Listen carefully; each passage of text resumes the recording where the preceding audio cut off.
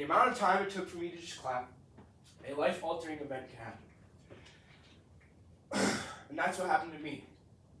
A couple summers ago, my grandfather suffered a pretty traumatic injury, and he came close to death. And I was at my best when I assisted him back into a healthy state. Every year, I get to go to West Virginia with my grandfather, and I kind of just live with him for a month. He's a farrier, so he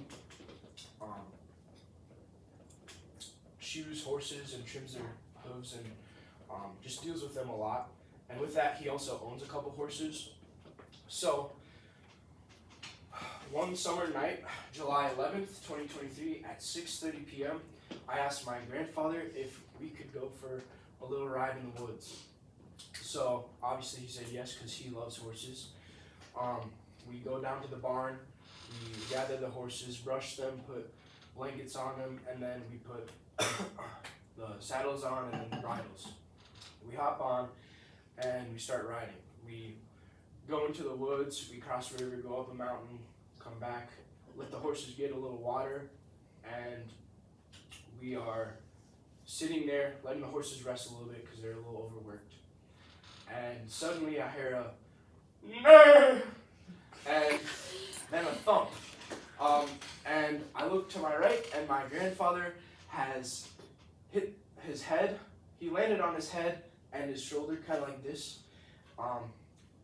And instantly, both him and I were in states of shock. His obviously was worse than mine. But my grandfather is someone I've always looked up to.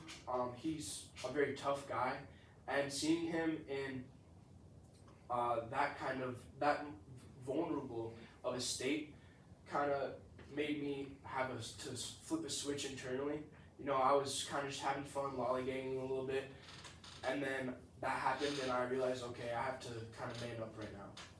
So once he hit the ground, I immediately dismounted my horse. I assessed his situation.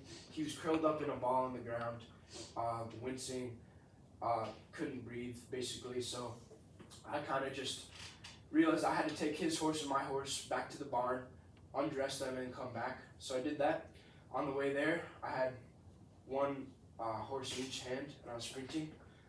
The horses stepped on me multiple times. It caused a lot of bruising. It actually hurt a lot. Anyway, I finished undressing them. I go back up to the house, get the electric 4x4, and bring it back down to where he was at. Hadn't moved a muscle. He's still just laying there. So I tried to pick him up, or I did pick him up, and he just kind of started screaming. It was kind of scary because a couple of years before that, we had accidentally ran over his dog, and he punctured the dog's lung with his rib. And I thought the exact same thing just happened to my grandfather. So I put him in the 4x4 and kind of floored it to the house, which was not a good idea because it was a very bumpy field, and he was like, okay, so I let a little bit off the gas, and we ended up, I put him in the back of his truck, and before I did that, I asked him if we could call 911 because this is a big part of the story. I had never driven before.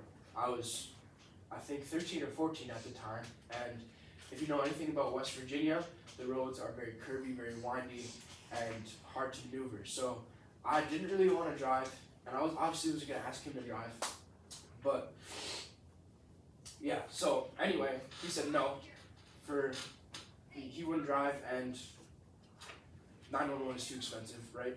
So I grabbed the keys, I turned the truck on, and started heading down the road. I already knew where the hospital was because I've been into town many times before. As we go, I was very worried. I was crying the whole time. I get to the emergency room, and